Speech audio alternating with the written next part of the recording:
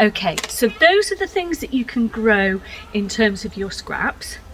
The other thing would be really good to see is if you would be interested in kind of being a bit of a seed bomb gorilla. And what we're interested in finding out here is how well we can get a range of different seeds growing in different spots around the city.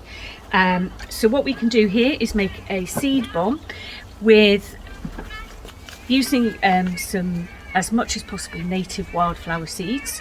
And the reason I say native wildflower seeds is because using native wildflower seeds means that we can encourage native wildlife, and that's what we want to do as much as possible, to encourage our native wildlife back into the environment, because as much as it's lovely to have wildlife from other areas and flowers, I mean, a lot of us really like those Californian poppies.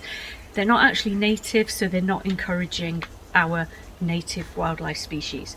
So take a look on your packet of your wildflower seeds and just try and make sure that they are native grown. You'll need, if possible, a ball of air drying clay, but it isn't 100% necessary, and some compost or some mud. And what you want to do is make the compost or mud wet, roll it into a ball, and if you're using the clay, mix that in with it, and then put all of your seeds into a pot and roll your ball around on top of it. And this is one that I made earlier in true Blue Peter style, and as you can see, possibly we have got some of the seeds sitting on the outside of that.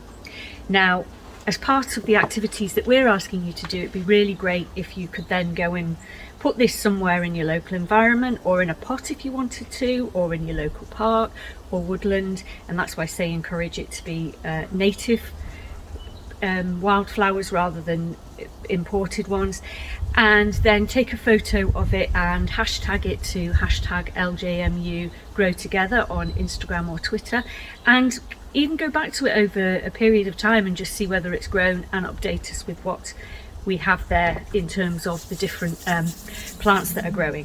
So we'd just like to encourage as much of you as possible to do some growing this week, gardening week. And if you want to access more videos and more activities, that we have got some on the website, and obviously people like the RHS,